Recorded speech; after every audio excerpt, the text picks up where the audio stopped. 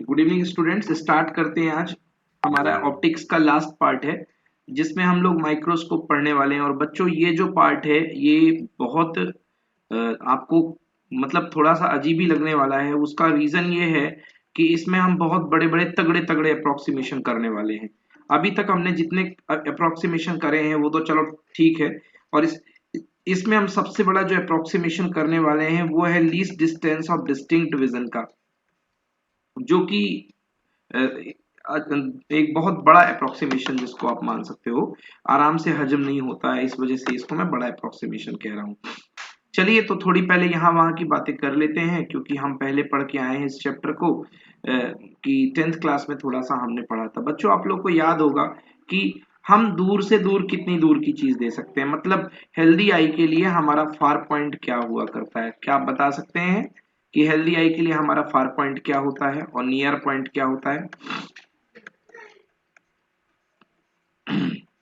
देखिए लिख लीजिए आप लोग को यदि पता नहीं है तो। हेल्दी आई के लिए बच्चों हमारा फार पॉइंट होता है इनफाइनाइट। मतलब हमारी आंखें, स्वस्थ आंखें कितनी दूर की चीजों को देख सकती हैं? हमारी स्वस्थ आंखें इनफाइनाइट डिस्टेंस तक की चीजों को देख सकती हैं। ठीक है ना, बहुत दूर की चीजों को देख सकती है। आप तारे देख पाते हैं जो कि बहुत दूर हैं। बड़ा तारा अगर और होगा, अगर साइज में बड़ा होगा तो आप उसको भी देख लेंगे। मतलब अगर साइज बहुत ज्यादा है तो आप बड़े से बड़े तारे को भी देख सकते हैं। ये हो गया।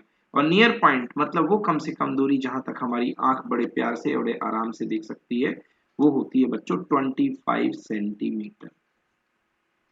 25 सेंटीमीटर। चलिए, अब एक चीज और आपने पढ़ी थी जिसको बोला था अपन ने 10th क्लास में, power of accommodation. Power of accommodation.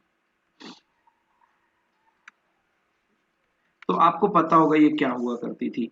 तो आपको पता है कि भाई आंख की एबिलिटी जो होती है, आंख का जो लेंस हुआ करता है बच्चों, वो क्रिस्टलाइन लेंस हुआ करता है। क्रिस्टलाइन लेंस का मतलब सिलियरी मांसपेशियों में जो लेंस हुआ करता है जेली स्ट्रक्चर से बना हुआ होता है। और इस लेंस की एक खासियत होती है कि ये कभी थिक हो जाता है, कभी थिन हो जाता है। जब इसे दूर की चीजों को फोकस करना पड़ता है तो ये थिन हो जाता है, और जब इसे अपने पास रखी चीजों को फोकस करना होता है तो ये एकदम गोलू मोलू मोटू हो जाता है, एकदम मोटा सा हो जाता है। तो ये जो लेंस होता है कभी मोटा हो जाता है, कभी पतला हो जाता है। ठीक है ना। तो इसकी एबिलिटी से ये पास की चीजों को भी फोकस कर पाता है, दूर की चीजों को भी फोकस कर पाता है। इस एबिलिटी को बोलते हैं बच्चों हम पावर ऑफ एकोमोडेशन। ठीक है ना। नियर पॉइंट की जो डिस्टेंस है बच्चों वो कितनी थी? 25 सेंटीमीटर, जिसे हम बोलते थे least distance of distinct vision, LDDV। इस चैप्टर में खासे आपके प्राण खराब खाने वाला है ये LDDV, आपको बहुत परेशान करने वाला है ये टर्म, आपको बहुत बढ़ाएगा। इसे बोलते हैं least distance of distinct vision. Least distance of distinct vision.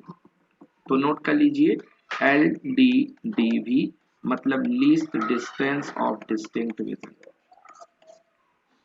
चलिए, तो पहले मैं आपको बता देता हूं कि हमारे नए सिलेबस में से क्या क्या हटा दिया गया है। जो जो चीजें हमें नहीं पढ़नी है वो मैं एक बार देख करके बता देता हूं कि क्या चीजें हटा दी गई हमारे सिलेबस में से। ओके। देखिए, एक तो हमारे सिलेबस में से रिजॉल्विंग पावर हटा दिया गया है। रिजॉल्विंग पावर ऑफ टेलीस्कोप हमें बिल्कुल भी नहीं पढ़ना है। तो रिजॉल्विंग पावर वैसे भी बहुत कम आता था, मगर इस बार टोटली तरीके से हटा दिया गया है। Resolving power of microscope and microscope, ठीक है ना। और एस्ट्रोनॉमिकल टेलीस्कोप पूरे तरीके से हमारे सिलेबस से हटा दिया गया है। एस्ट्रोनॉमिकल टेलीस्कोप, तो ये चीज भी हमें नहीं पढ़नी है, हट गया है। अब हमें मेन पढ़ना क्या है, और मैं क्या गेस करता हूँ कि इस बार एग्जाम में क्या आएगा। इसके डेरिवेशन में बच्चों सीधे 5 मार्क्स का एक डेरिवेशन आता है, क्योंकि बहुत तगड़ा डेरिवेशन होता है, बहुत बड़ा डेरिवेशन होता है, और 2 पार्ट में डेरिवेशन होता है। और हमारे इस बार जो आने वाला है वो आपके पास आना चाहिए, मेरे हिसाब से आपको आएगा कंपाउंड माइक्रोस्कोप, सबसे ज्यादा इंपॉर्टेंट माइक्रोस्कोप।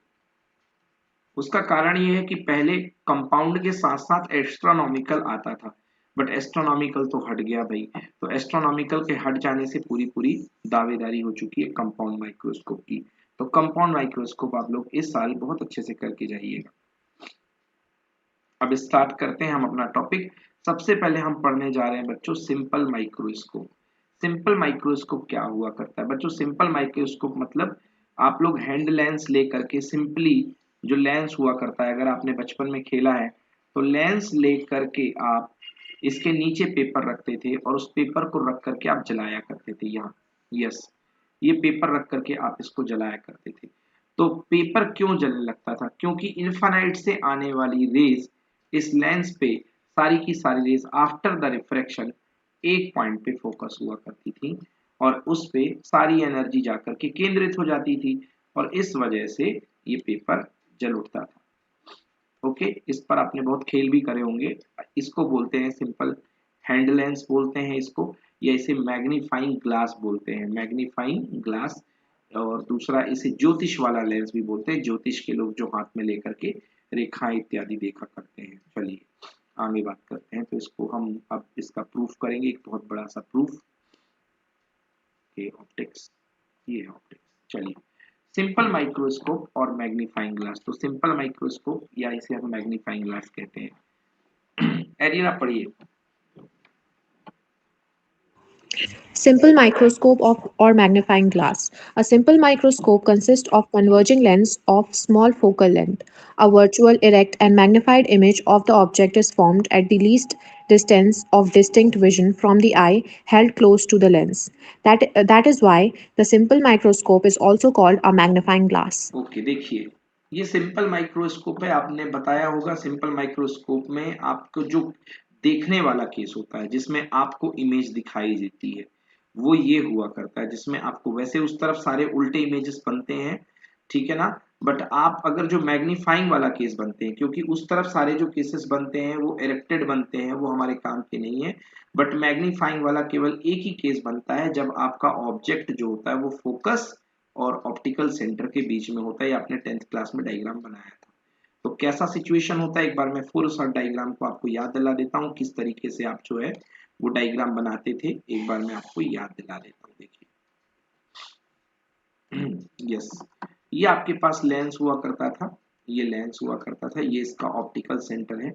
ये यहाँ ऑप्टिकल सेंटर से आपने प्रिंसिपल एक्सिस बना ली, ये फोकस है इसका, सपोज ये इसका फोकस है। ओके, और यहाँ पर आपने कोई ऑब्जेक्ट रख दिया है फोकस और इसके पोल के बीच में, तभी आपकी एरेक्ट मैग्नीफाइंग इमेज बना करती थी। ये एक केस हुआ करता था। तो पहली रेज जो प्रिंसिपल एक्सिस के पैरेलल चलती है वो इसके प्रिंसिपल फोकस से होकर के जाया करती है, ये इसका प्रिंसिपल फोकस है ऐसे। दूसरी रेज जो ऑप्टिकल सेंटर से निकलती है वो सीधे निकल जाती है, और देखिए ये रेज यहाँ की तरफ इनके बीच में गैप बढ़ता जा रहा है। तो पीछे की तरफ अगर आप इनको मिलाएंगे तो ये डेफिनेटली कहीं ना कहीं पर मीट करेंगी। सपोज ये इस पॉइंट पर मीट करेंगी तो ये आपका बन जाता रहा है, ये पॉइंट ए है तो ये पॉइंट ए डैश, और ये पॉइंट बी है तो ये पॉइंट आपका बी डैश बन जाता है। इस तरीके से ये आपकी कौन सी इमेज बनती रही है, आपकी बनती थी वर्चुअल इमेज, और ये आपकी एरेक्ट इमेज।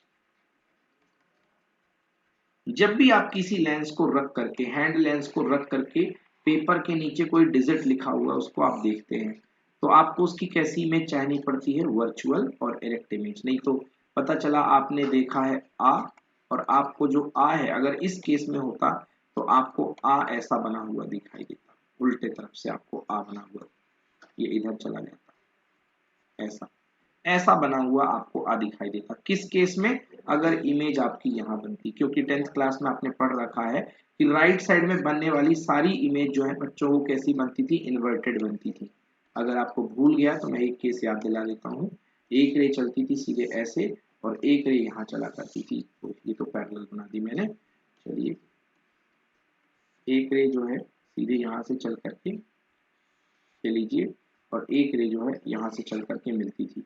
तो इसकी जो इमेज बना करती थी ये ऐसे उल्टे बना करती थी। अगर ये पॉइंट ए है, ये पॉइंट बी है, तो नीचे बी आता था और ये ए आता था। याद आया आप लोग को कि नहीं आया? यस बोलिए या नो बोलिए प्लीज। Yes, sir.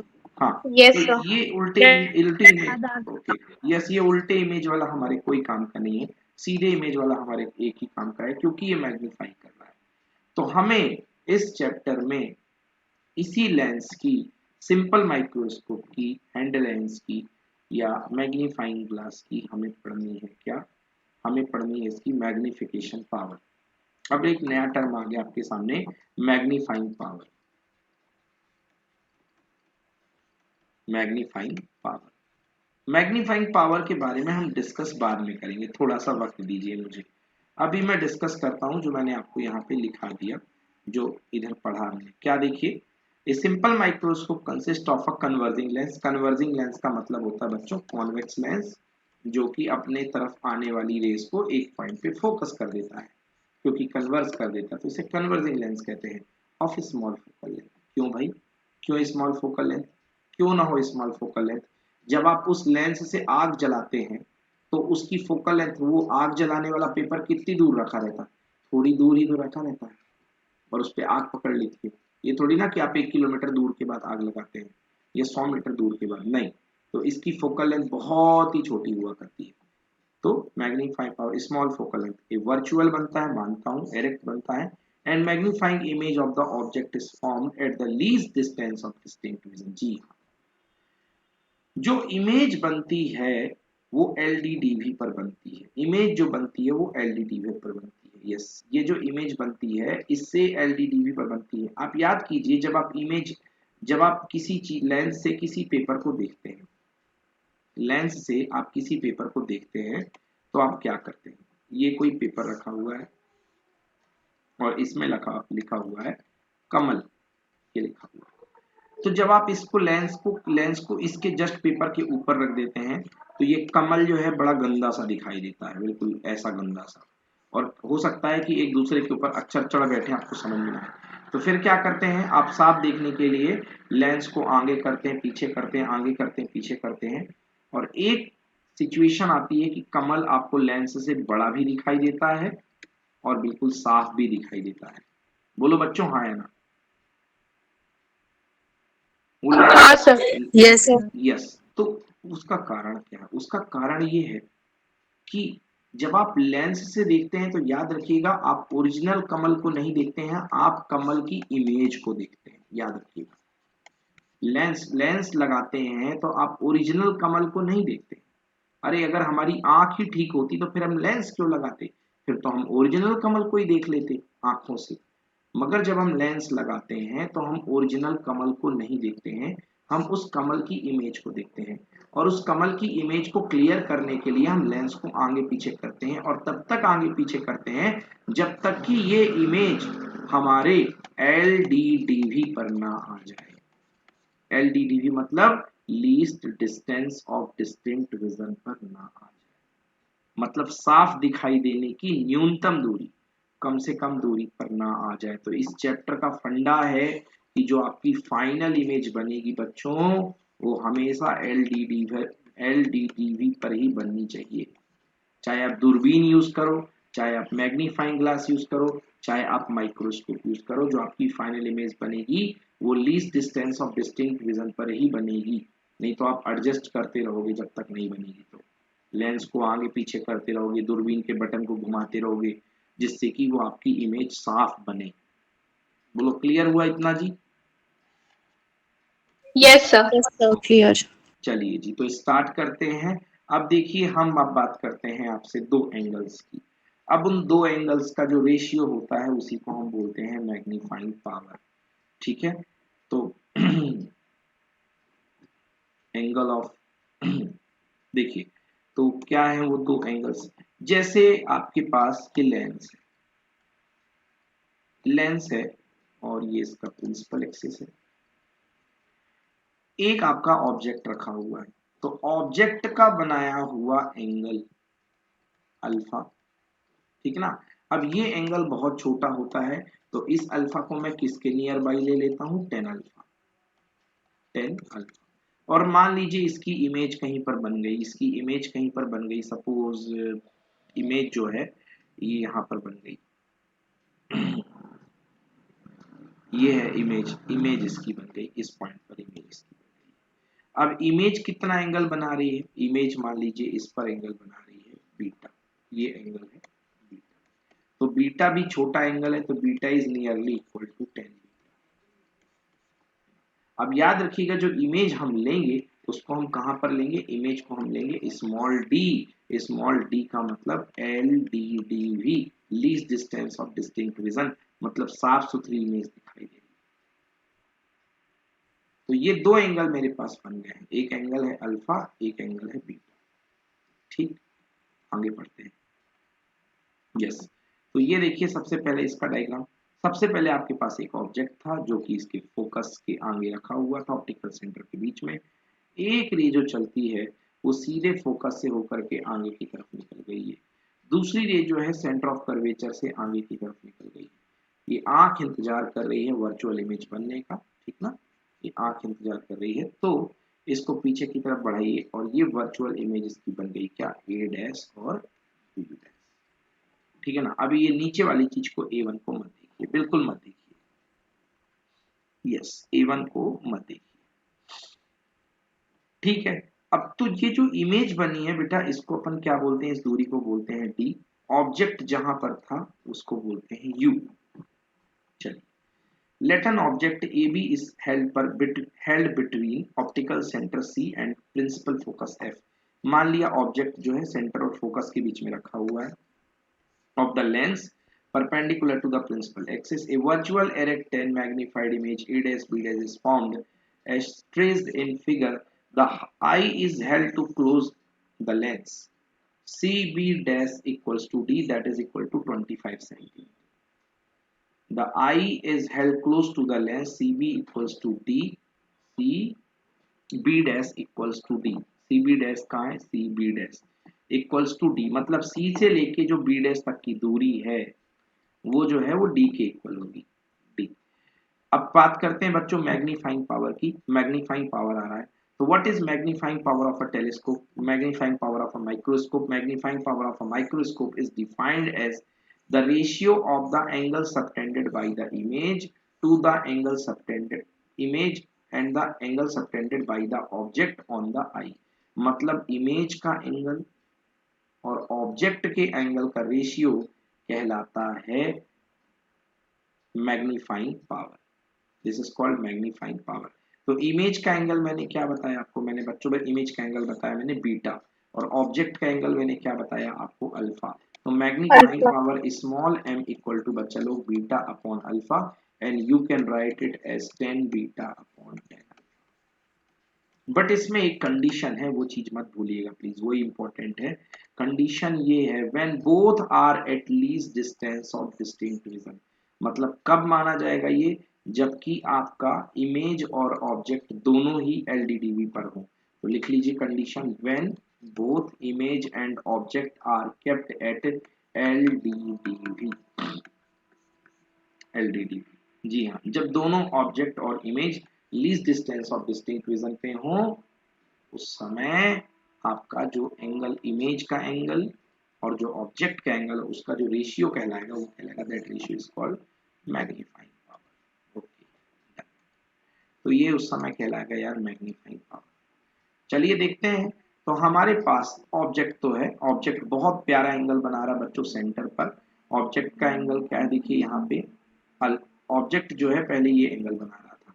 बच्चों ध्यान से देखिएगा, थोड़ा सा मेहनत करने वाले हम यहाँ पे।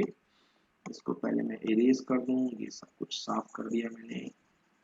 चलिए, हाँ, तो अब देखिए हमारे पास, ये मैंने ले लिया ये कलर। अब देखिए हमारे पास जो इमेज है, इमेज ऑलरेडी कहाँ पर रखी हुई है, इमेज रखी हुई है एलडीटीवी पर। तो भाई आपका एंगल कितना बन रहा है, आपका एंगल जो है बन रहा है सेंटर पर। कितना एंगल बन रहा है देखिए इमेज का, ये बेस हो गया और ये इसका एंगल हो गया, ये एंगल बन गया बीटा। यस, ये एंगल बन गया बीटा, इसका इमेज का एंगल बीटा कहलाता है। अब हम किसका एंगल देखते हैं, हम अब देखते हैं ऑब्जेक्ट का एंगल। बट ऑब्जेक्ट और इमेज के एंगल जो होते हैं वो तब देखे जाते हैं जब दोनों ही एलडीडीवी पर रखे हों। तो इमेज तो बन रही है एलडीडीवी पर। अब सपोज करिए कि अगर ऑब्जेक्ट भी एलडीडीवी पर है तो क्या होगा, तो एल ऑब्जेक्ट यहाँ बैठा हुआ है, कितने डिस्टेंस पे, यू बैठा हुआ है। इसको बच्चों शिफ्ट करके करके करके करके करके करके यहाँ पे ले जाओ, जस्ट इसके नीचे, और इस पॉइंट का नाम दे दो A1। अब देखो एंगल इसका कितना बन रहा है, ये गया नीचे से, ये गया, इस एंगल को बोलोगे बच्चों अल्फा।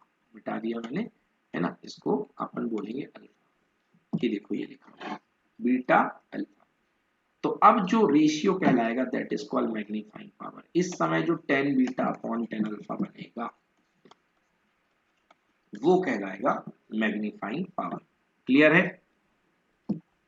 वो कहलाएगा Yes, sir. Magnifying power. चलिए तो बात करते हैं by definition magnifying power m is equal to beta upon alpha.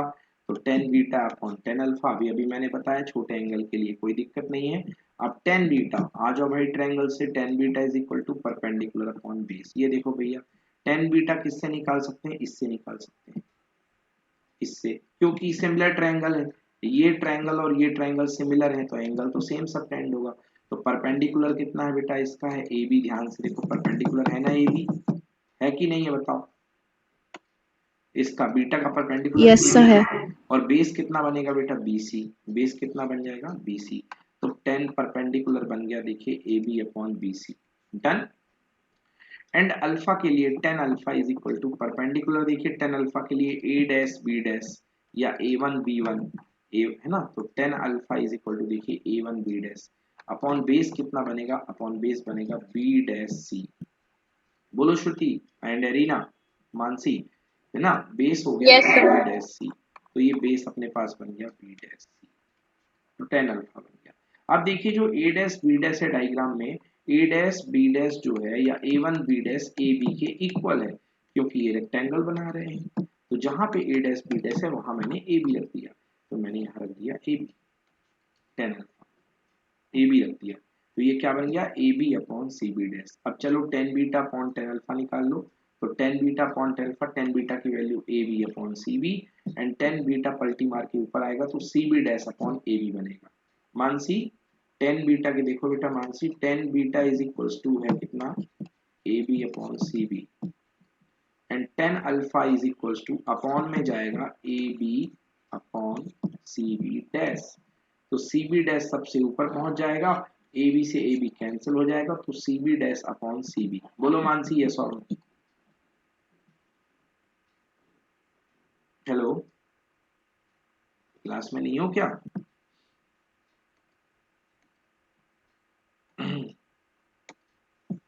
Reply नहीं आ रहा है। चलिए तो ये हो गया हमारे पास कितना? C B dash upon C B. C B dash is equals to how much? C B dash, C B dash देखिए, सी बी डैश मतलब कि देख लेते हैं डायग्राम में। सी बी डैश क्या है भैया? ये इमेज की डिस्टेंस है जिसको बोलते हैं वी। किस तरफ बन रही है? बिफोर द ऑब्जेक्ट बन रही है, मतलब माइनस वी।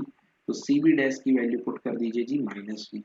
सी बी की वैल्यू है यू, तो ये हो गया V upon U, V upon U. तो ये बन गया अपने पास v अपॉन यू। आप कहेंगे बच्चों सर v की वैल्यू तो आपने d ले रखी है। बेशक ले रखी है बच्चों, पुट करेंगे, थोड़ा वक्त का इंतजार कीजिए। v की वैल्यू अभी अपन d पुट करेंगे। तो ये आ गया हमारे पास मैग्निफिकेशन, इसका कितना आ गया magnification? m is equal to V upon U. अब आइए लेंस फॉर्मूला लगाते हैं। तो लेंस फॉर्मूला से one upon F equal to one upon V minus one upon U. बच्चों पूरे में v का मल्टीप्लाई कर दीजिए। तो v का मल्टीप्लाई करेंगे तो v upon F equal to V upon V, यानी कि one minus V upon U. V upon U बनाया क्यों हमने? क्योंकि यहाँ पे हमें m रखना है, तो हमने रख दिया m। v अपॉन देखिए, तो m रख दिया यहाँ पे, तो कैसे आ जाएगा देखिए m रख करके। तो यहाँ पे देखिए m रख देंगे तो v upon f equal to one minus m। देखिए ना m की वैल्यू ये निकाली तो थी हमने, v बाई यू। तो v बाई यू की जगह m रख दिया, Yes, sir. m इधर ले आइए, m यहाँ ले आया। तो m इज इक्वल टू कितना हो गया? वन माइनस, नहीं m तो प्लस में है, हाँ, one minus V by F. m equal to one minus V by F. बोलो क्लियर है कि नहीं है? वन Clear है minus sir. V by F. अब v की वैल्यू क्या है बेटा? माइनस डी, क्योंकि least distance of distinct division back side है। देखिए v की वैल्यू किसके इक्वल है? माइनस डी के इक्वल है कि नहीं है? v की वैल्यू किसके इक्वल है? Yes sir है. Minus D. तो Yes sir, minus. v की जगह माइनस डी रख देंगे तो कितना आ जाएगा? m equal to one plus D by F. तो ये है, this is the formula for magnification for the simple microscope. This is the expression for the magnifying power of a simple microscope, or you can say magnifying glass. ठीक है जी, बोलो। Yes sir. Okay Yes, अब sir. देखिए क्या इससे logic निकल करके आ रहा है। फॉर्मूला क्या मिल रहा है? One plus D by F. बेटा अगर हमारे पास ये टर्म जितना छोटा होगा तो डी बाई एफ डी, अगर डिनोमिनेटर छोटा होगा तो होल फ्रैक्शन क्या होकर के आएगा, बड़ा होकर के आएगा, बोलो yes. Yes sir. Denominator Yes, sir. छोटा होगा तो फ्रैक्शन बड़ा होगा, और अगर डिनोमिनेटर बड़ा होगा तो फ्रैक्शन छोटा होगा। तो अगर आप चाहते हैं हाँ सर। मैग्नीफाइंग पावर ज्यादा हो तो ज्यादा बेटर क्या है, स्मॉल एफ का छोटा होना कि बड़ा होना? स्मॉल एफ का छोटा Sir, होना। बिल्कुल सही। तो एज एफ डिक्रीजेस, अगर एफ डिक्रीज होगा तो एम इंक्रीज होगा, that is smaller the focal length of the lens, greater is it's magnifying power. जितनी स्मॉलर फोकल लेंथ होगी मैग्नीफाइंग पावर उतनी ज्यादा होगी। तो डी, यहाँ पे स्मॉल एफ की फोकल लेंथ कम रखोगे तो मैग्नीफाइंग पावर ज्यादा होगी। तो ज्यादा अच्छे मैग्नीफाइंग ग्लास वो होते हैं जिनकी फोकल लेंथ कम हुआ करती है। बच्चों एक बार देख लीजिए आप डेरिवेशन, कहीं पर कोई दिक्कत है क्या आप लोग को? आपके पास पीडीएफ भी मौजूद है, आप लोग उसमें भी ओपन करके देख सकते हैं, प्लीज एक बार अच्छे से देख लीजिए। कमाल की बात क्या है, कमाल केवल इसमें यही है कि वी की जगह डी प्लेस करना है बस, और एंगल बीटा और अल्फा तब लेने हैं जब आपका object and image when both are kept at least distance of distinct vision. चलिए सर एक बार से डायग्राम दिखा दीजिए सर। हाँ जी बेटा, डायग्राम देख लो, ये है डायग्राम।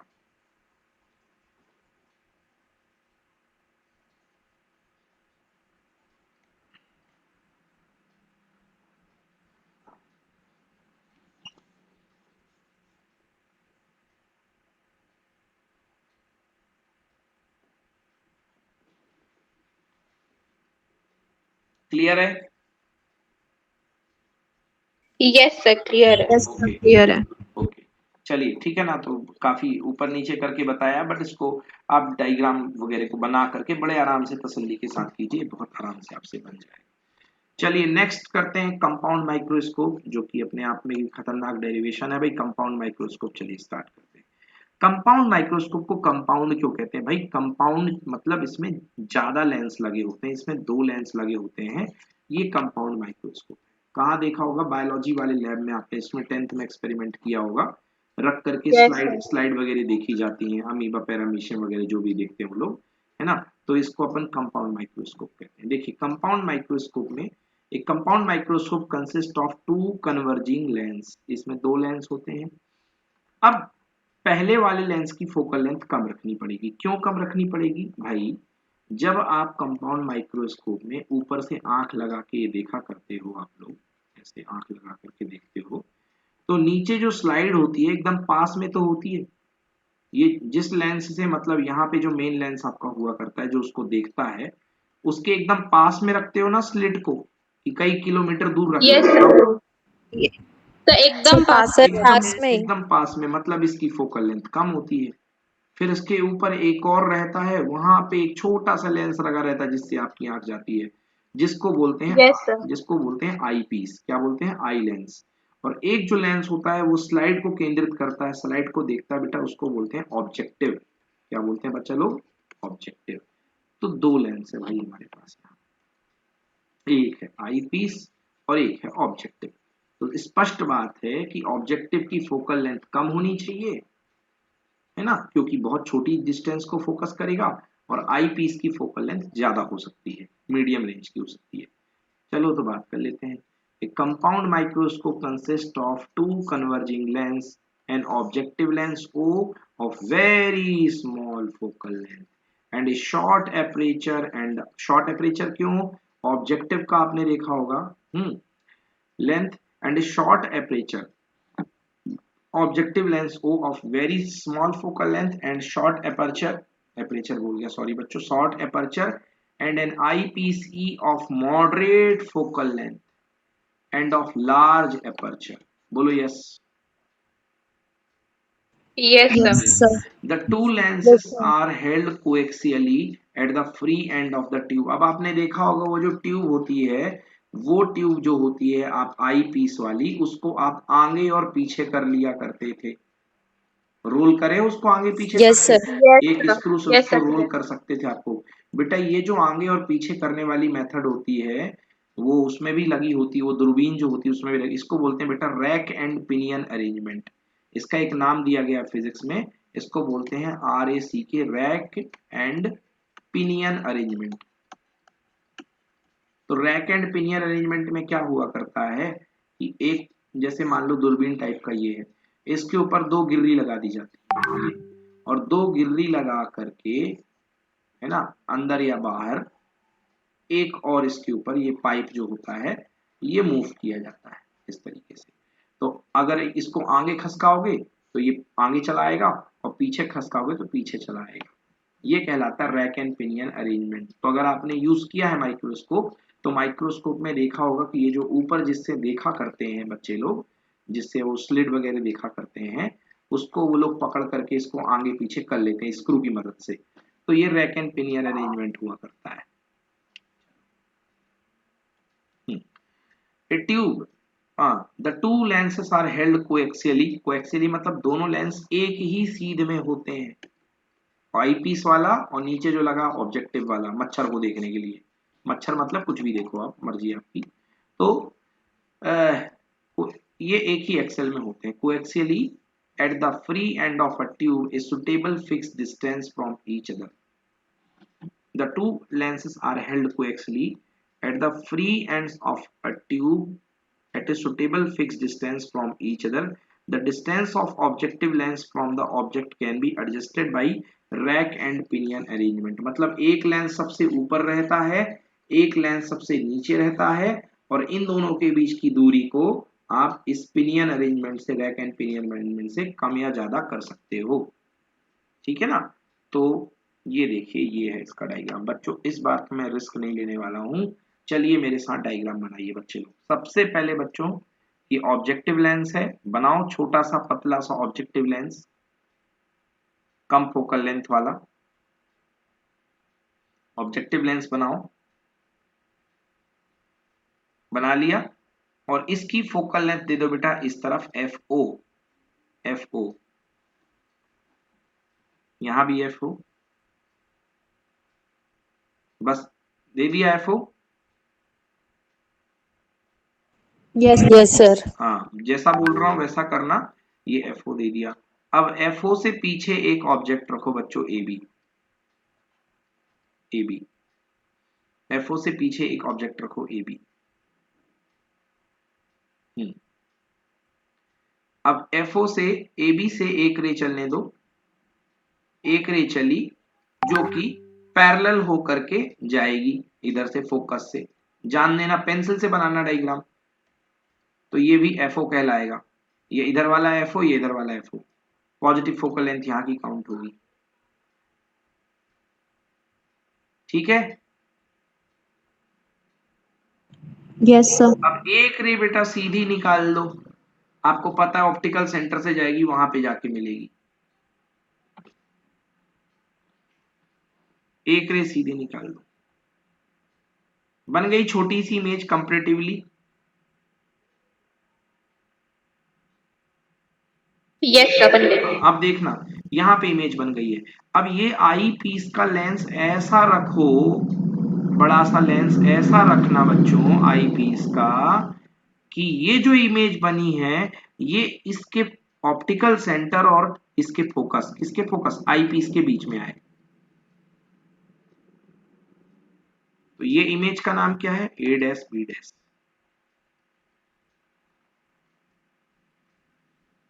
ले आए फोकस और ऑप्टिकल सेंटर के बीच में, कि नहीं ला पाए। यस सर, यस सर, ले आए। बिल्कुल। अब इससे चलने वाली एक रे जो है सीधे निकल जान दो आगे की तरफ। डार्क कर दो, कोई छोटे की जरूरत नहीं है, डार्क कर दो। दूसरी रे जो पैरेलल जाएगी या टिल्टेड जाएगी, या पैरेलल, पैरेलल भी ले लोगे तो कोई दिक्कत नहीं है, दूर से जान दो एकदम, क्योंकि उसका फोकस लंबा होगा। आगे से जान दो। अब पीछे की तरफ इन सारी रेस को बढ़ाओ, और जानबूझ करके कहां पे मिलाना, इस लेंस के पहले मिला देना, पीछे मत मिला, नहीं तुम्हें को दिक्कत हो जाएगी। यहां पे पीछे मिला दो, और ये बन गया इसका फाइनल इमेज। बना कि नहीं बना, सच सच बताना। This is A double dash and B double dash.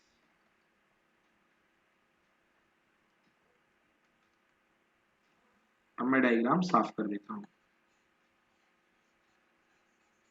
बोलो बच्चे लोग, बन गया? Yes, sir. श्रुति, मानसी, कुछ आया समझ में कि Yes, नहीं आया? आ गया समझ में? yes, बन गया। ओके, चलिए। तो ये बनी है फाइनल इमेज बेटा। फाइनल इमेज तक की डिस्टेंस को क्या बोलते हैं बेटा? डी। लो, ए डबल डैश की डी को डी बोल देंगे। ये आई पीस है, इस लाइन से दूरी क्या है? डी। दिस इज यू, यही डी है, इसी को वी बोलेंगे। तो v is equal two plus D रहेगा इस केस में। डन। Done sir. इमेज का एंगल बीटा, बनाओ बीटा। ऑब्जेक्ट ये है, मगर शर्त है कि ऑब्जेक्ट को खिसका करके कहां लाना पड़ता है? Least distance of distinct division पर। तो least distance of distinct division भी यही है। तो ऑब्जेक्ट को बेटा खिसका करके लाओगे तो ए बन जाएगा A1 और बी बन जाएगा बी डैश या बी डबल डैश। उसका एंगल देखो यहां से बेटा, ड्रॉ करो। ये देखो, ये छोटा सा बन गया अल्फा।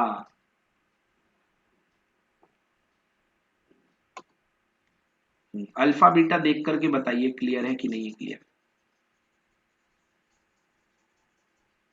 यस सर, क्लियर है। बस अगर इतना क्लियर हो गया तो फिर कोई दिक्कत नहीं है। अब हमें निकालना है टेन बीटा और टेन अल्फा का रेशियो, और सब कुछ वैसे ही करना है जैसे करा है।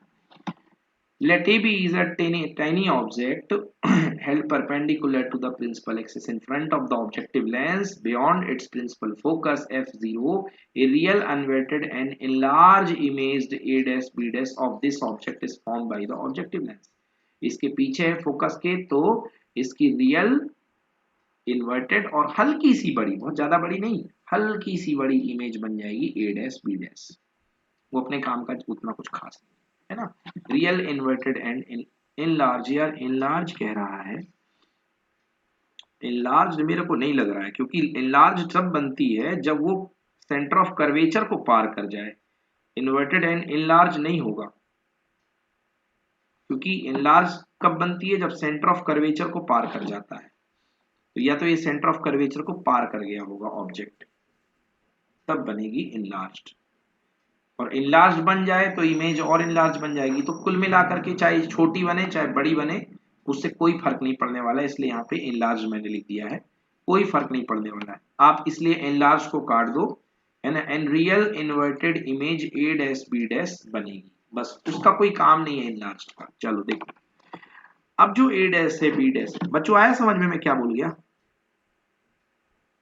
Hello, yes Sir, sir. अरे repeat उसका कर दो. मतलब उसको, हाँ रिपीट कर देता हूँ बेटा। वो जो यहाँ पे जो इमेज बन रही है ना आपकी, ये जो इमेज बन रही है, कुल मिला के कंसेप्ट ये Yes. है कि बेटा ये इसके ऑब्जेक्ट जो ये फोकल लेंथ के पीछे होना चाहिए। अब फोकल लेंथ के पीछे कितना? अगर आप सेंटर ऑफ कर्वेचर के भी पीछे कर दोगे तो इनलार्ज इमेज बनेगी। बोलो यस। Yes, sir. एक मिनट, एक मिनट। अगर सेंटर ऑफ कर्वेचर पे हम आ, हाँ, यहाँ पे कंसेप्ट गलत कर दिया मैंने। चलो देखो कंसेप्ट क्या होता है बच्चों। आप जितना पीछे रहते हो इमेज उतनी छोटी बनती है। सेंटर ऑफ कर्वेचर पे आते हो तो इमेज इक्वल बन जाती है, और सेंटर ऑफ कर्वेचर के आगे आते हो तो इमेज इनलार्ज बनेगी। याद आ गया कि नहीं याद आया आप लोग को? Yes sir. Yes, sir. क्योंकि अगर इन्फिनिटी पे पॉइंट होता है तो इमेज बनती है जीरो साइज की, मतलब जितना पीछे रहेगा इमेज उतनी साइज कम रहेगी। तो सेंटर ऑफ कर्वेचर के आगे हो मतलब ये इनलार्ज ही बनेगी, थोड़ी बहुत इनलार्ज बनेगी। वैसे आपको कोई फोकस से बहुत ज्यादा पीछे नहीं चले जाना है, ठीक है ना। तो सेंटर ऑफ कर्वेचर के आप यदि पीछे रहेंगे तो छोटी बनेगी, और सेंटर ऑफ कर्वेचर से आगे आएंगे तो इनलार्ज बनेगी। फोकस पे बैठ जाएंगे तो इन्फानाइट पे बनेगी, और फोकस और सेंटर ऑफ इसके ऑप्टिकल सेंटर के बीच में आ जाएंगे तो कहाँ बनेगी? Virtual image. वो पिछला केस था, उसको छोड़ दो। अभी समझ में आ गया इनलार्ज बनेगी? बोलो हाँ या ना। हाँ, sir. ओके, हाँ सर। ठीक है। क्योंकि हम सेंटर ऑफ कर्वेचर के आगे हैं, सेंटर ऑफ कर्वेचर यहाँ कहीं पे होगा पीछे, उससे हमारा लेना देना नहीं है। तो हमारी यहाँ पे इनलार्ज इमेज बन गई, अच्छी बात है, बन जाएंगे भाई। अब जो ए डैश बी डैश है वो किसके जैसे एक्ट करेगा भैया, ए डैश बी डैश ऑब्जेक्ट के जैसे एक्ट करेगा इस लेंस के लिए, और ये इसके फोकस और पोल के बीच में है, यानी ऑप्टिकल सेंटर के बीच में। तो आपको पता है कैसी इमेज बनती है, वर्चुअल एंड इरेक्टेड, ऊपर से magnified. Okay, whose position is now a dash b dash acts as an object for the eye lens, whose position is so adjusted that a dash b dash lie between optical center C2 of the eye lens and its principal focus, a virtual and magnified image a double dash b double dash formed by the eye lens. This image is erect with respect to a dash b dash। जी हाँ, ये जो image है ये a dash b dash के respect में erect है। क्यों erect मतलब सीधी, इसके रिस्पेक्ट में वर्चुअल है ना, तो इसके रिस्पेक्ट में इसी की इमेज सीधी तो बनेगी। तो ये देखो ये a डैश की चोंच नीचे है तो a डबल डैश भी नीचे है, b डैश ऊपर है तो b डबल डैश भी ऊपर है। मतलब इसके रिस्पेक्ट में a डैश b डैश के रिस्पेक्ट में ये कैसी बनी है इमेज, सीधी। मगर AB के रिस्पेक्ट में ये इमेज क्या बनी है, उल्टी। बोलो हाँ या ना। हाँ सर। हाँ सर। यस हाँ, this image is erect with respect to a dash b dash but inverted with respect to AB. The final image a double dash b double dash is seen by the eye held close to the eye lens. The adjustment are so made that a double dash b double dash is at the least distance of distinct vision from the eye, that is C2 b double dash equals to D। मैंने कहा था final image को D पे लेना है तो C2 से लेके b double dash तक की दूरी कितनी हो गई, D। Okay, magnifying power of the compound microscope is defined as the ratio of the angle subtended by the eye of the final image to the angle subtended by the eye of the object when both the final image and the object are situated at the least distance of distinct vision। मतलब वही m is equal to beta upon alpha। तो ये दोनों angle अपन ने दे दिए हैं, दोनों angle in figure C2 b double dash equal to D। Imagine the object AB to be shifted at A double dash A dash B double dash A1 B double dash। तो मैंने पहले ही बता दिया है कि इस ऑब्जेक्ट को shift करके आप यहाँ पर ले आएंगे तो आपको एंगल अल्फा मिल जाएगा। अब आइए कैलकुलेशन करते हैं बीटा और अल्फा की। हाँ, तो m equal to tan beta upon tan alpha, तो टेन बीटा लेते हैं, tan beta is equal to perpendicular upon base. तो टेन बीटा देखिए किसका एंगल बनेगा, टेन बीटा इमेज का, A double dash B double dash, ये देखिए A double dash B double dash upon B double dash C two upon B double dash C two. तो A double dash B double dash upon B double dash C two. बच्चों copy में लिखो tan beta is equal to, यहाँ से शुरू हो रहा है, लिखो tan beta is equal to A double dash B double dash upon B double dash C two.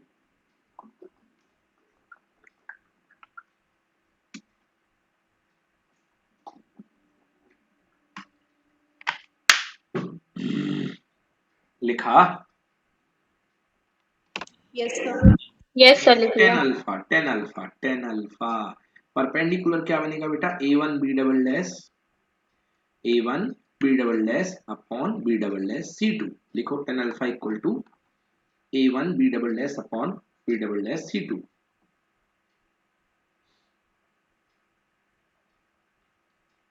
अब A one B double dash क्या ए बी के इक्वल है, ऑब्जेक्ट साइज के इक्वल है कि नहीं है, देखो अपने डायग्राम में क्या A one B double dash A B के इक्वल है कि नहीं है, यस सर है। बेशक। तो बेटा उसकी जगह रख दो ए बी रख दिया। यस सर, रख दिया। चलिए वैल्यू पुट कर दीजिए बच्चों, वैल्यू पुट कर दीजिए। तो हाँ, m की वैल्यू पुट कर दो, टेन बीटा टेन अल्फा दोनों को डिवाइड कर दो, दोनों को डिवाइड करोगे बेटा तो डिनोमिनेटर डिनोमिनेटर कैंसिल, केवल बचेगा A double dash B double dash upon A B. तो डिनोमिनेटर डिनोमिनेटर कैंसिल हो गया, बचा A double dash B double dash upon A B. अब करिए एक कन्वेंशन करते हैं बेटा, जोरदार टाइप कर, देखो A double dash B double dash और अपॉन में ए बी है, ऐसा थोड़ा दूर दूर लिख लो। यहाँ पे ए डैश बी डैश का डिवाइड और ऊपर ए डैश बी डैश का मल्टीप्लाई।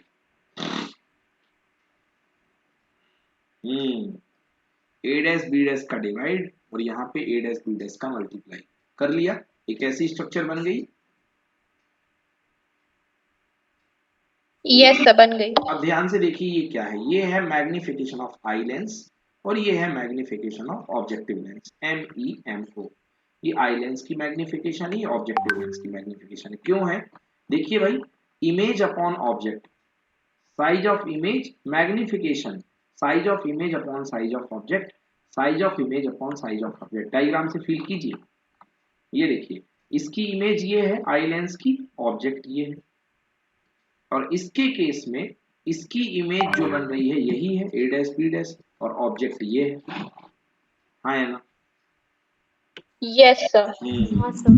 तो दोनों का मैग्निफिकेशन अपन पुट कर दिया, मैग्निफिकेशन क्या बोलेंगे बेटा इसको, M E magnification of eye lens upon into magnification of objective, put कर दो बच्चों।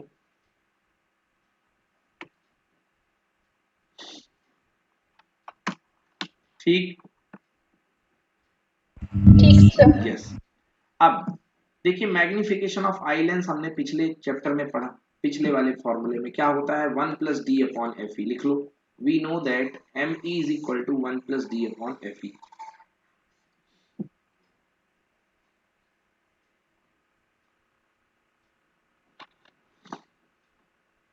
ठीक है, बोलो हाँ। हाँ sir. Okay, and magnification of objective lens, भाई A dash B dash, A dash B dash upon A B, A dash B dash upon A B. तो वही सिमिलैरिटी लगा करके A dash B dash upon A B देखिए,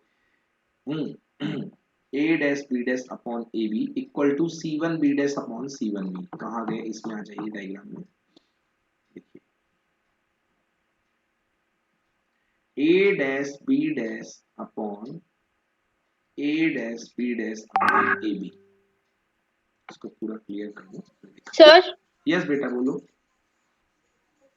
बोलो the बोलो बोलो। A dash B dash sir आ रहा है तो क्या दिक्कत हुई? अच्छा अच्छा ओके सर सर हो गया सर सर देखिए देखिए, कंफ्यूजन हो गया था सर डायग्राम में ओके आ देखिए, गया सर देखिए ए डैश बी डैश ये है, A dash B dash upon A B, A dash B dash upon yes sir A B.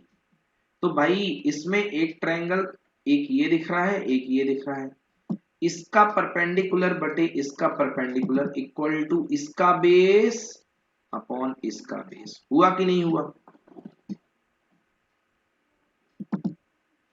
हुआ सर हाँ, तो क्या बन जाएगा, C one B dash upon C one B dash upon C B. ये लो, C one B dash upon C one B. Kareena बोलो, समझ में आया कि नहीं आया? सिमिलैरिटी लग गई, यस सर, आ गया। सिमिलैरिटी लग गई। सी हाँ one B sir. Dash upon C one B, ठीक है ना? Yes sir. चलो, और सी वन बी डैश की वैल्यू क्या है, वी जीरो, और सी वन बी कितना है, माइनस यू जीरो।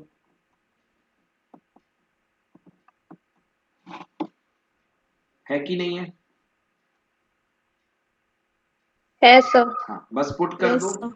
पुट कर दीजिए, पुट कर दीजिए। तो m इक्वल टू, यहां कहां से आया, इससे एम ई की वैल्यू कितनी निकली, 1 plus D upon F E, 1 plus D upon F E, M E की वैल्यू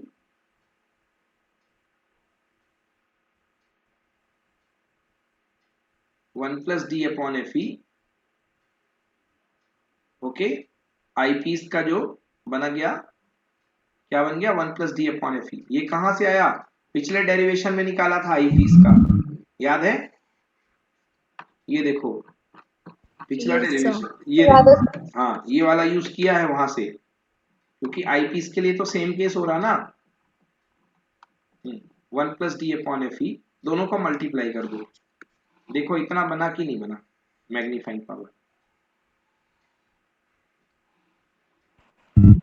यस सर। एमओ और एम, बेटा यहां तक आता है, दिस इज वेरी इंपॉर्टेंट। ठीक, बोलो यस। Yes sir. चलो, अब इसके बाद थोड़ी सी दो चार लाइनें हैं, कभी कभार पूछ लेता है, तो इसको कभी लेंथ ऑफ माइक्रोस्कोप ट्यूब के टर्म में ये डेरिवेशन पूछ लेता है। तो लेंथ ऑफ माइक्रोस्कोप ट्यूब क्या होती है बेटा, दो लेंस के बीच की दूरी ध्यान से देखो आप, यहां से लेकर के यहां तक की जो दूरी बनती है इसको बोलते हैं लेंथ ऑफ माइक्रोस्कोप ट्यूब। तो देखो, लेंथ ऑफ माइक्रोस्कोप ट्यूब जो है बेटा, यहां से लेकर के यहां तक, इधर को मैं क्या बोलूंगा बेटा, एफ ओ, इसको मैं क्या बोल सकता हूँ, इसको मैं बोल सकता हूँ, इसको मैं बोल सकता हूँ वीओ। बोलो यहां तक को मैं क्या वीओ बोल सकता हूँ, इतनी दूरी को इमेज ई यस है, सर, बोल सकते और हैं। इतनी दूरी को क्या मैं एफ ही बोल सकता हूँ? वेट, यू ई बोल यस सकता सर। हूँ, U E, U E. Yes sir. तो बच्चों लिखो L, length of tube equal to V O plus U E, क्योंकि यहां तक ऑब्जेक्ट की इमेज है, ऑब्जेक्टिव की, और इसके बाद यू ई है।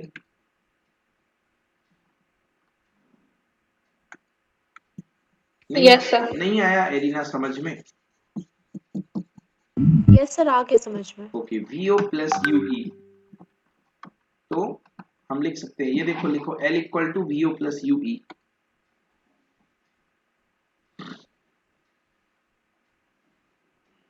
अब देखो बहुत घटिया वाले अप्रोक्सीमेशन लग रहे हैं। अब अगर ऑब्जेक्ट जो है बच्चों, if the object A B lies very close to F O, अगर ऑब्जेक्ट जो होगा वो एफ ओ के एकदम पास में होगा, तो इसमें हम क्या करेंगे, ऑब्जेक्ट की दूरी को एफ ओ के इक्वल मान लेंगे। नोट करो ये अप्रोक्सीमेशन लगा, लिखो बच्चों, if the object AB lies very close to FO, therefore UO equal to C1B equal to C1FO equal to FO.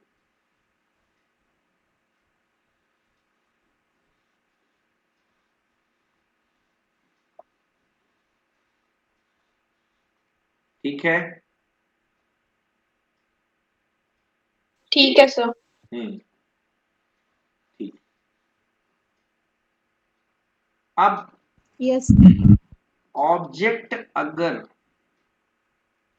FO के एकदम पास में है, और दूसरा approximation, as A dash B dash formed very close to eye lens. लो भाई, ये जो बन रहा था, ये जो बन रहा है ए डैश बी डैश, ये इसके बिल्कुल पास में बन जाए, ए dash B dash, A dash B dash बिल्कुल इसके पास में बन जाए, ठीक है ना? तो देखिए, if A dash B dash is formed very close to eye lens, therefore V O किसके इक्वल हो जाएगा, एल के इक्वल। देखो डायग्राम में बच्चों, वी ओ एल के इक्वल हो जाएगा कि नहीं हो जाएगा?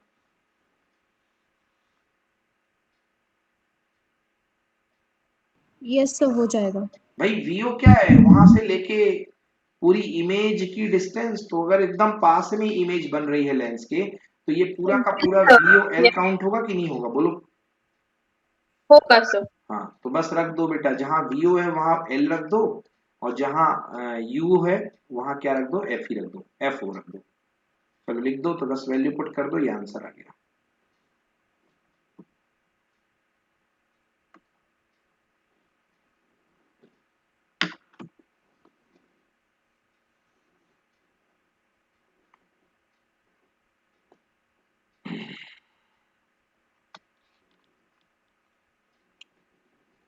भाई फाइनल इमेज पॉजिटिव है, इसलिए सब कुछ पॉजिटिव ले लेना, इसलिए मॉड ऑफ एफ ओ कर दिया मैंने वहां पे।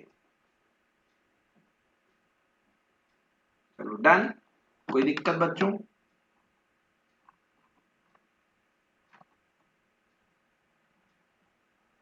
No sir. ओके, सर वो नोट नहीं किया सर फॉर्मूला, एक मिनट सर। हाँ जी।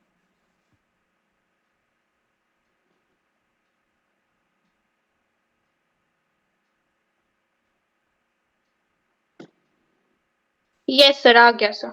ओके,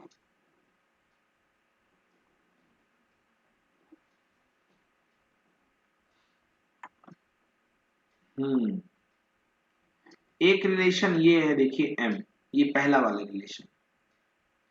भाई हमारी मेन ऑब्जेक्ट के रिस्पेक्ट में, जो हमारी आपकी मेन ऑब्जेक्ट थी उसके रिस्पेक्ट में फाइनल इमेज क्या बनी है, उल्टी बनी है। हमारे मेन ऑब्जेक्ट जो सीधा था उसके रिस्पेक्ट में उल्टा बना है, इसलिए ये माइनस साइन आ रहा है।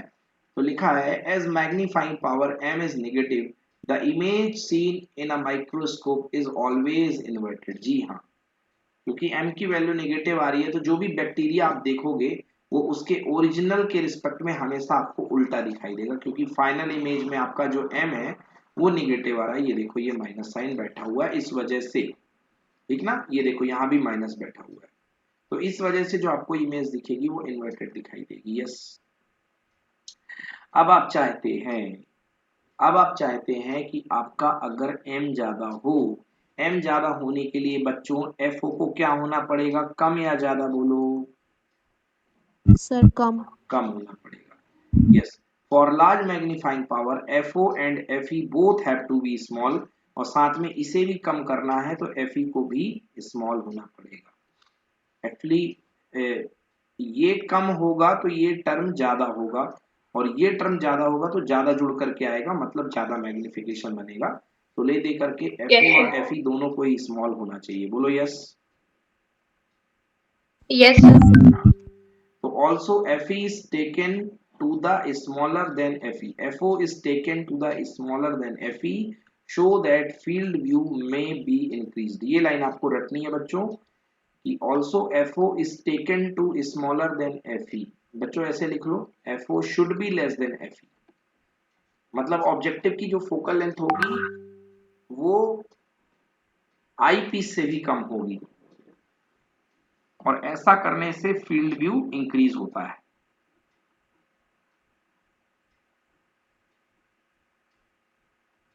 ऐसा करने से फील्ड व्यू इंक्रीज होता है।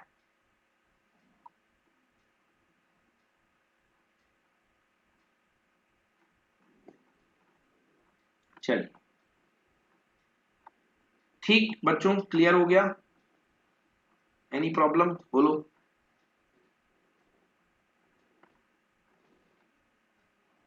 कोई No, प्रॉब्लम? sir. हाँ, ये इसको बहुत ही सिंपल न्यूमेरिकल है बच्चों, खुद करिएगा होमवर्क, और कल की क्लास में अपन न्यूमेरिकल्स ही सॉल्व कराऊंगा मैं आपको। एस्ट्रोनॉमिकल टेलीस्कोप सिलेबस से हट गया है ना, बहुत फिर भी बहुत इजी, आप लोग चाहें तो कर सकते हैं, एक बार मैं कल इसको करवा दूंगा। एंड देन इसके बाद ये कभी आता नहीं है जो वाला पार्ट अब मैं पढ़ाने जा रहा हूँ, जिसको बोलते हैं अपन रिफ्लेक्टिंग टाइप टेलीस्कोप, मतलब रिफ्लेक्ट होकर के इसमें मिरर लगा होता है, तो रिफ्लेक्ट होकर के इसमें रिफ्लेक्टिंग टाइप टेलीस्कोप कहते हैं। देखिए क्या प्रॉब्लम आती है लेंस में, लेंस में एक बहुत शानदार वाली प्रॉब्लम आती है जिसको बोलते हैं क्रोमेटिक एब्रेशन। क्रोमेटिक एब्रेशन मतलब कलर की शिफ्टिंग हुआ करती है, क्यों होती है? लेंस जो होता है वो म्यू और लैम्डा की थ्योरी पर काम करता है, और आपको पता है कि lambda is inversely proportional to mu, बोलो yes, yes sir. And Yes, sir. Mu is inversely proportional to lambda, मतलब अलग अलग वेवलेंथ जो होती हैं अलग अलग जगहों पर शिफ्ट हुआ करती हैं, जो प्रिज्म में काम में आ रहा था, तो इस वजह से कलर की फॉर्मेशन दिखाया करती है, इसको बोलते हैं अपन chromatic aberration. Clear? Chromatic aberration. और एक प्रकार की और थोड़ी सी मिस्टेक हुआ करती है, एक और दोष पाया जाता है, एक और कमी पाई जाती है, जिसको बोलते हैं spherical aberration. Spherical aberrations, aberrations मतलब कमियां। तो इन चीजों को दूर करते हुए अपन मिरर का इस्तेमाल करते हैं, क्योंकि मिरर जो होता है वेवलेंथ से कोई मतलब नहीं होता, मिरर को वेवलेंथ से कोई भी प्रॉब्लम नहीं होती है, उसका कोई रिलेशन नहीं होता वेवलेंथ के साथ। इसलिए हम कुछ अलग टाइप के टेलीस्कोप हैं जिसको हम फिर से पहला पढ़ने वाले हैं, रिफ्लेक्टिंग टाइप टेलीस्कोप, या इसको बोलते हैं कैसे ग्रेनियन टेलीस्कोप। तो क्या है भाई, it is the improvement over the refracting type telescope. Refracting type telescope क्या था? एस्ट्रोनॉमिकल टेलीस्कोप था, उसके ऊपर मतलब उसमें लेंस का इस्तेमाल होता था। ये देख लो इसमें लेंस का यूज हो रहा है, ये लेंस है और ये लेंस है, इसको बोलते थे रिफ्रैक्टिंग टाइप टेलीस्कोप। तो इसमें लेंस का यूज हुआ करता रहा, इसके ऊपर अपन ने रिफ्लेक्टिंग टाइप टेलीस्कोप का यूज किया। Okay, objective lens is replaced by a concave parabolic mirror, जिसमें एक ऑब्जेक्टिव लेंस को हम कॉनकेव पैराबोलिक मिरर से रिप्लेस कर देते हैं, जिसका एपर्चर लार्ज होता है, which is free from the chromatic and spherical abrasion.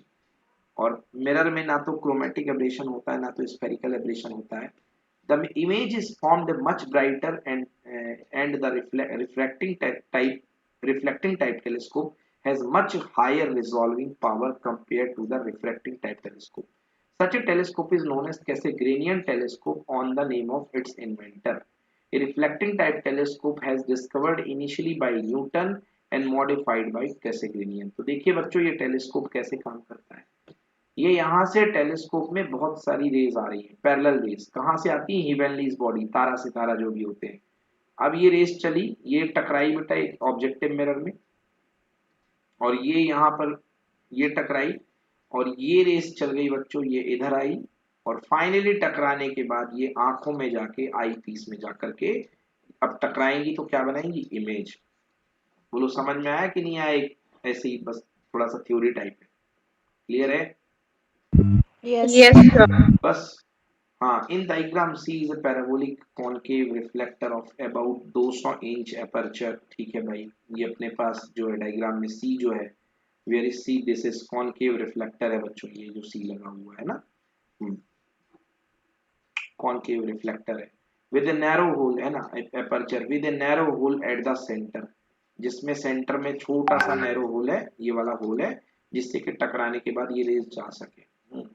Parallel rays form a distant star entering in the telescope in direction parallel to the principal axis of the mirror, tend to collect at the focus of the mirror, but their reflected rays encounter a secondary concave mirror। मगर वहां पर एक दोबारा एक को secondary convex mirror मिलता है। ये चाहती है कि हम जा करके इसके फोकस में मिलेंगे, बिकॉज पैरेलल आने वाली रेज मिरर में टकरा करके फोकस पे जाती हैं, बट ये जो है इस तरीके से यहाँ पे जाके मिल जाती है। The convex mirror reflect them onto the eyepiece and the final image is seen through the eyepiece। बस ये इसकी थ्योरी हो गई, नॉट एट ऑल इम्पोर्टेंट। हाँ भाई, अब मैग्निफिकेशन का फॉर्मूला रख लो। The final image as seen by the eyepiece is inverted with respect to the object. जो फाइनल इमेज होती है वो इन्वर्टेड होती है। The normal adjustment magnifying image इस तरीके से फॉर्मूले से दी जाती है बच्चों, इसको प्रूफ नहीं करना है, आपको रटना है। m is equal to FO upon FE, और FO फोकल लेंथ क्या होती है? R/2। मिरर के केस में F इक्वल टू क्या होता है?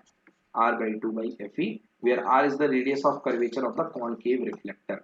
सेकेंड टाइप है बच्चों Newtonian reflecting type telescope. Newtonian, तो ये बना हुआ है न्यूटोनियन रिफ्लेक्टिंग टाइप टेलीस्कोप। इसमें ये कॉनकेव रिफ्लेक्टर है, यहाँ पे एक प्लेन मिरर होता है, ये इससे टकरा करके इसके आंखों में चली जाती है।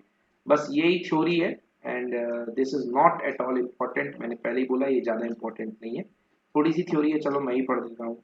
The parallel beam of light coming from the distant star is reflected by the large parabolic concave reflector C on a plane mirror M। मतलब कि आने वाली रेस को जो है ये पैरेलल मिरर M पर रिफ्लेक्ट कर देता है, M पर रिफ्लेक्ट कर देता है। This mirror is inclined at an angle 45 degree to the axis of C। The plane mirror reflects the beam forming a real image eye on the front of the eyepiece। और ये जो plane mirror होता है इससे आने वाली race की image को आई पीस पर बना देता है। अच्छी बात है।